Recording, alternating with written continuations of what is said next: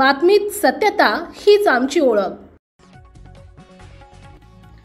आगामी सण उत्सवांच्या पार्श्वभूमीवर अवैध विदेशी दारूची वाहतूक करणाऱ्या इसमावर पोलिसांची धडक कारवाई।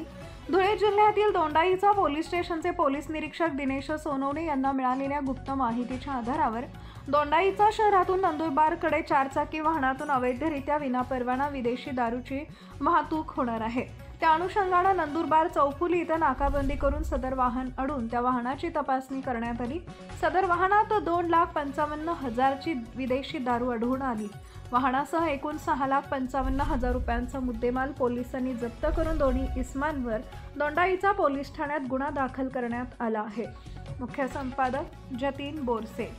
आपल्या परिसरातील महत्त्वाच्या बातम्या पाहण्यासाठी आजच आमच्या JBTV न्यूज चॅनलला YouTube वर सबस्क्राइब करा आणि बेल आयकॉन प्रेस करा।